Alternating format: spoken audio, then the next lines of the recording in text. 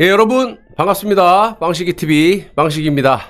객관적으로 보더라도 인민재판을 강행했던, 정말 목적을 정해놓고 인민재판을 했었죠. 재판 결과는 이미 정해져 있었고 목표를 정해놓은 상태에서 퍼즐을 맞추듯이 이렇게 검찰과 법원이 유착이 돼서 또 탄핵 세력들과 언론까지 유착이 돼서 박근혜 대통령을 마구마구 정말 괴롭혔던 그 상황에 대해서 박 대통령의 심경을 전해드리도록 하겠습니다.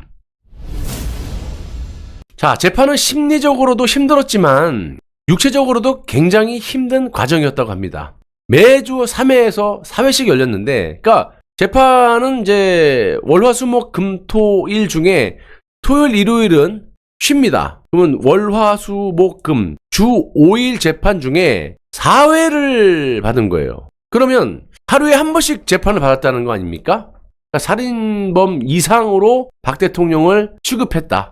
물론 감옥소에 계실 때도 흉악범들을 다루듯이 CCTV를 갖다가 24시간 감시를 하고 치워달라 그랬더니 이거는 규정이다. 그 규정은 바로 흉악범들을 상대로 한 그런 규정을 박 대통령에게 적용을 하지 않았습니까? 재판도 마찬가지입니다.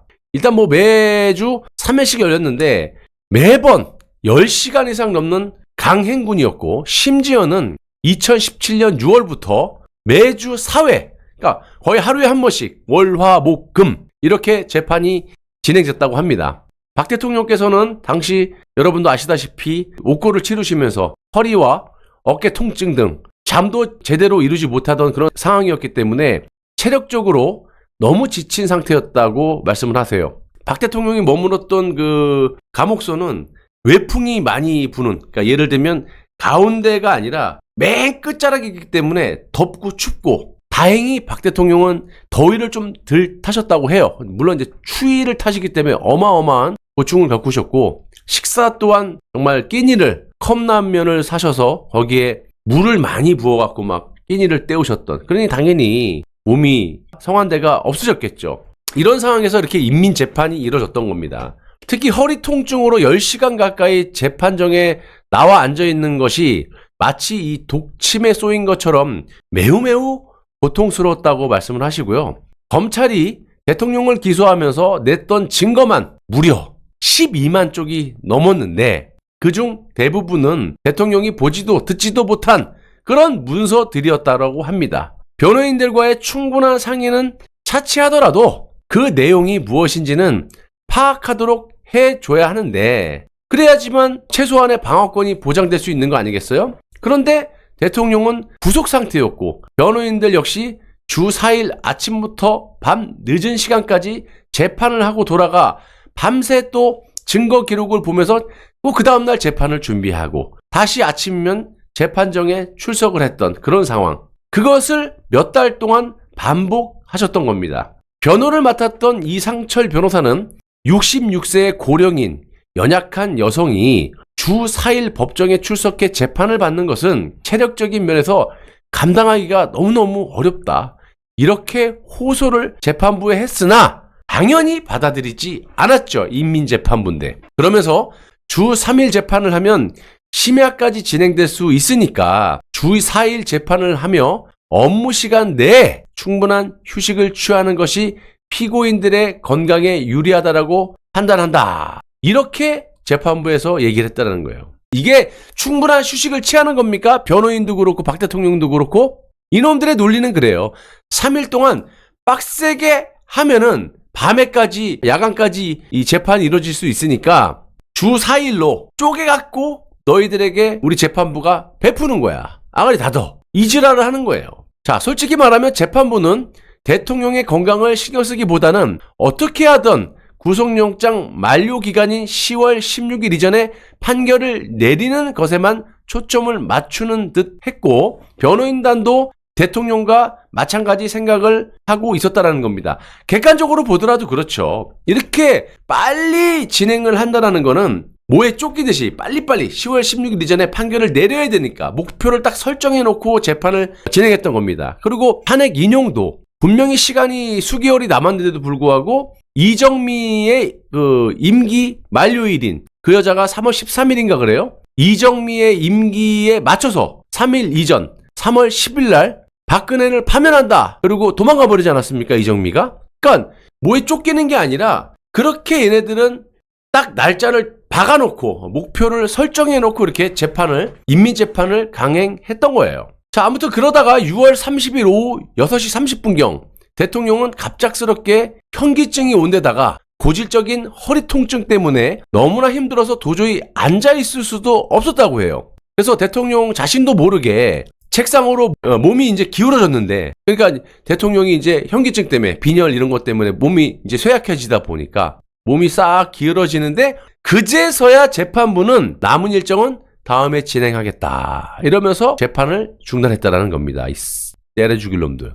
육체도 육체지만 재판을 하면서 기가 차고 답답한 상황들이 많아 대통령은 심신이 극도로 쇠약해진 상태였다고 말씀을 하세요. 왜냐면 이게 얼마나 스트레스를 받아요. 아무튼 대통령의 몸에서는 이상 경고음이 심각하게 울리고 있었고 변호인단은 주 4일 재판 일정은 부당하다 이러면서 주 4일 재판을 진행하면 피고인의 방어권이 충분히 보장될 수 있는지 의문이고 재판부도 실체적 진실이 발견될 수 있을 정도로 정밀하게 숙지하실 수 있는지 감히 의문이 남는다라고 재차 항의를 했지만 어떻게 됐겠어요? 재판부는 역시 받아들이지 않았다고 합니다. 때려 죽일 놈들. 이런 상황 속에서 구치소에서 발가락을 심하게 다치면서 몸에 또 문제가 생겼다고 합니다. 몸의 기능이 저하돼서인지 대통령은 구치소 독방에서 왼발 발가락을 문턱에 자주 부딪히곤 했다고 합니다. 왜 정신이 멍하면은 탁탁 어디에 부딪히고 막 그러잖아요. 몸이 내 맘대로 막 안 움직이고 그럴 때 있잖아요. 그리고 쉽게 제가 말씀을 이해를 돕자면 몸 상태가 좀 이상해지면요. 저도 요즘에 그러거든요. 주야가 바뀌고 너무 힘들고 막 편집하고 라이브하고 막 2-3시간 자고 막 이렇게 하다 보니까 뭐를 씹으면요. 이게 밸런스가 안 맞아갖고 이 혀 밑에를 막 깨물고 막 깨문데 또 깨물고 막 이래요.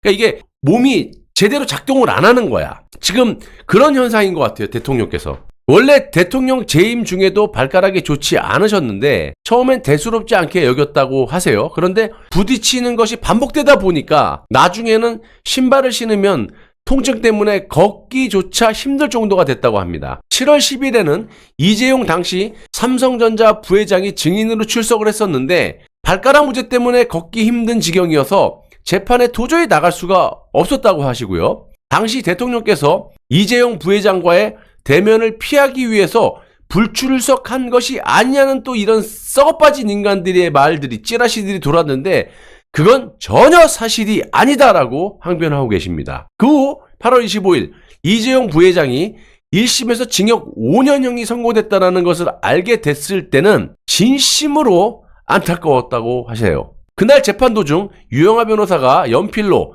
이재용 부회장 5년 나왔습니다 라고 메모지에 적어서 대통령에게 보여줬고 사실 이재용 부회장은 아무런 죄가 없다라는 것을 누구보다도 대통령께서 잘 알고 계셨기 때문에 마음이 좋지 않았고 찹찹한 심경이었다라고 하세요.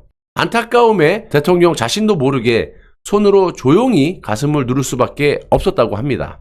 이렇게 발가락 통증이 나아진 대통령은 7월 14일부터 다시 재판에 출석을 하게 됐고 허리 통증은 여전하셨고 무릎과 어깨 등 몸 곳곳이 망가졌지만 재판 출석을 종용했다. 하지만 내가 좋지 않은 컨디션에도 불구하고 악착같이 재판에 나갔던 것은 이를 통해서 적어도 내가 사익을 추구했다라는 뇌물죄 혐의만큼은 떳떳하다라는 것을 증명하고 싶었기 때문이었다라고 항변하고 계시는 겁니다. 2016년 가을부터 국정조사와 특검 그리고 검찰에 이르기까지 국가기관이 가능한 모든 수사 역량을 동원했지만 대통령과 최소원 원장이나 그 어디로부터도 단일원도 취한 사실이 없다는 것이 명백하게 드러나고 있었고 지금도 마찬가지로 증거가 없어요. 그러니까 심지어 뇌물로 막 덮어씌우고 증거가 없다 보니까 눈빛으로 레이저로 암묵적 청탁을 해서 그걸로 그냥 뭐 25년인가 때려버리지 않습니까? 이게 무슨 놈의 재판입니까? 대통령과 최소원 원장이 공모했거나 경제 공동체라는 증거도 나오지 않았다라는 건 지금 팩트입니다. 예, 재판 다 끝났잖아요. 없어요. 없어. 다 조작과 묵시적, 암묵적, 하다 증거가 없으면 죄인 취급을 하면 안 되는데 눈빛으로 당신은 돈다와 청탁을 했다. 이렇게 엮어서 대통령을 탄핵 구속을 시켰던 게 당시 검찰, 특검, 법원이었습니다.